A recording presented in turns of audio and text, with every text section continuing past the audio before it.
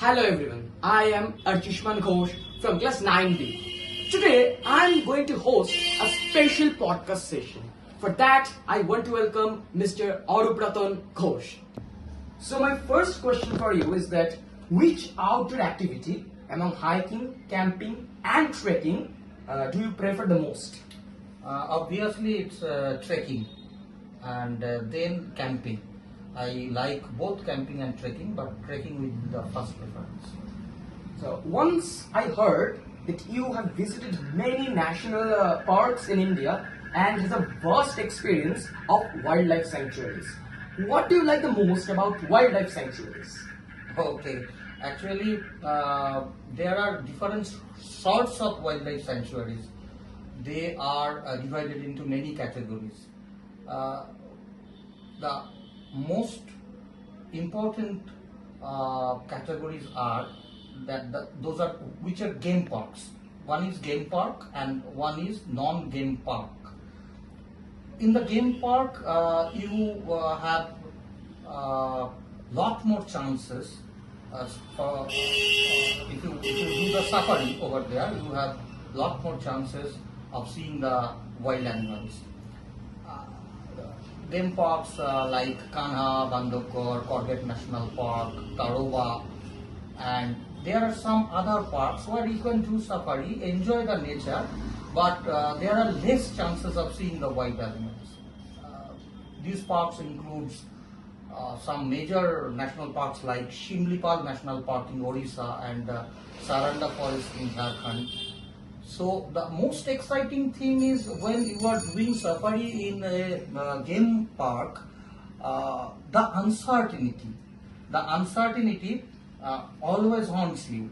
Whether I can see a Tiger or not, leopard or not. That chase behind the tiger. Yeah, the chase. That is the most thrilling experience when you are through the forest. So my next question for you is that have you ever been to any mountain expeditions or mountain backpacking trips? Mountain expeditions. Sorry, I don't have that much of skill. You must know mountain expeditions need special type of skills. That MCD course, basic mountaineering course. There are many courses. So I have never been a part of any mountaineering expeditions.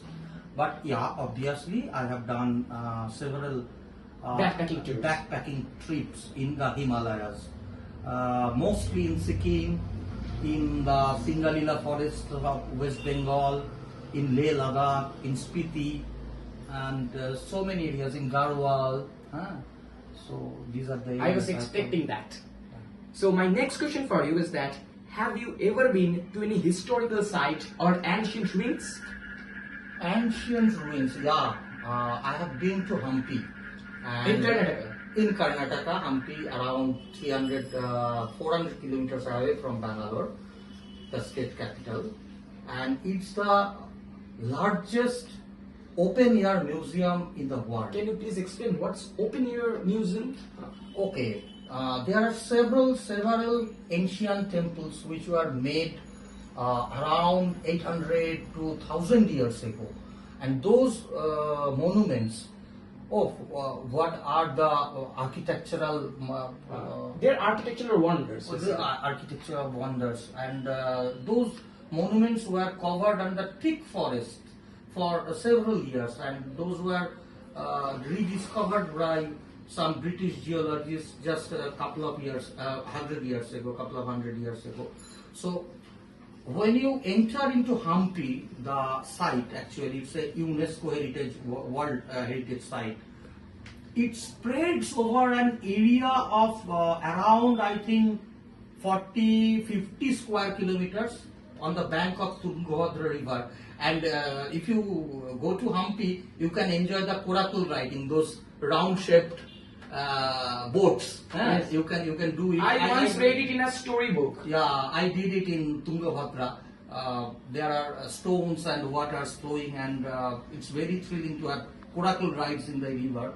So these monuments are actually spreading over an area of 50 square kilometers, and you can walk through the monuments, through the mountains, And one thing I must say, in our mythology there is, you have heard, I think, possibly you have also heard that Gandhamadan Pahar, Gandhamadan mountain in Ramayana. Ramayanas. The Gandhamadan mountain is geographically located in this Hampi. You can see the So mixture of both history, architecture, and mythology. yeah. So this is the largest open air museum. What do you prefer the most? Traveling to new and remote destinations, aiming to discover cultures, or traveling to popular tourist destinations so that you can get facilities and hotel services at its best? I always prefer to go in remote locations.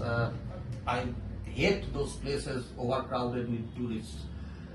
When I go to the remote location places, I get much more time for myself. I can roam around, I can talk to the local people, sit over their places, hear their stories from life, their villages, and the tranquility that I like most. So if you go to a tourist place overcrowded with tourists, you will not get these things. Overall, you can't enjoy the beauty of the nature. So my next question for you is that does traveling and expeditions teach us life lessons? If yes, what do they teach? Yeah, that's a very good question, and I would like to answer the question. See, through the past years, when I went to different places, mountains, villages, national parks, remote villages in the Thor desert.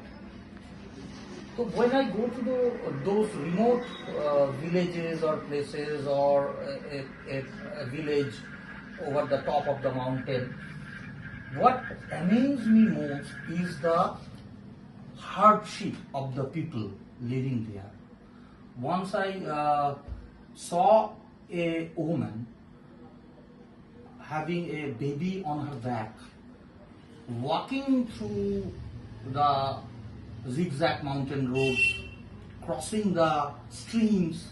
I saw her and I asked the driver where she is heading to, because I am not seeing any villages or any place to stay nearby.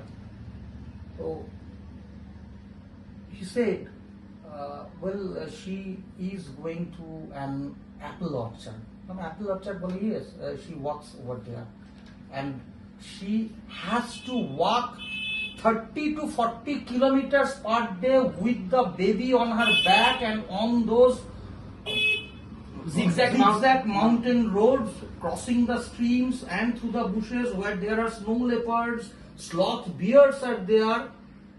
So, and I saw many villagers in the living in the close proximity to the national parks who regularly go to the forest to collect woods.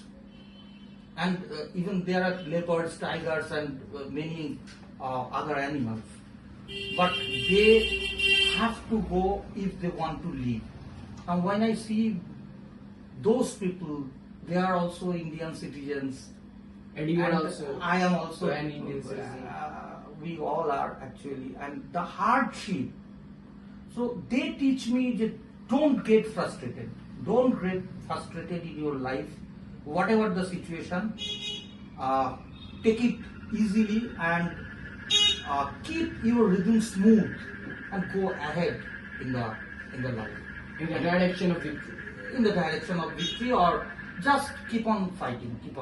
Don't get frustrated at any point of time. That's the biggest I'm lesson I just learned. now thinking, how could she walk with the baby on her back in a zigzag mountain road for 20 to 40 kilometers? Yeah, daily she How has much to walk. time would she take? Actually, they are habituated to this sorts of walking, and I think I don't actually have a clear idea about the time taken by her, but it involves around 2 to 2.5 hours one way Approx. approx walking from her village to the apple orchard.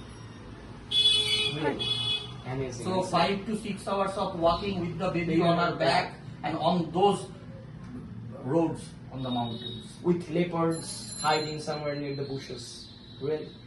So my next question, and it is the last question for today, Yeah. that is, It's too hot right Yes. now. I am sweating like Anything. anything. people nowadays pollute the places like Ganga Himalayas while visiting them. What do you want to say about these acts? Yeah, this is something that hurts me very much. Hurts me whenever I go. I saw plastic packets being thrown to the sides of the roads and the bushes. So whenever I walk through the mountains, I usually pick up those plastics. Not all.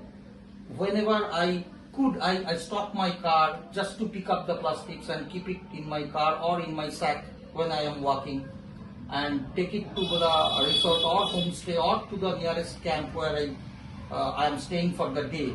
And these sorts of acts are actually polluting the entire nature, and we must keep in mind that the people living in these remote areas are heavily dependent on this, Tourist industry. not tourist industry, are heavily dependent on this nature. Actually, they are getting their livelihood from this nature. So if we destroy this nature by throwing this sort of, littering this the entire place with garbages, plastics and bottles of hard wine and soft drinks, this is a very, very And it damages the ethereal beauty of Himalayas, Ganga. beauty and the It also environment. damages the ecosystem, right? Ecosystem. We should keep this thing in our mind, and we should be a responsible traveler as well, I think. Thank you for giving your time. Thanks. Now I want to thank you guys, the audience, for watching the video with utmost patience till this part of the video. Thank you all for supporting me in this podcast session, and stay happy and stay blessed. Good night. Thank you.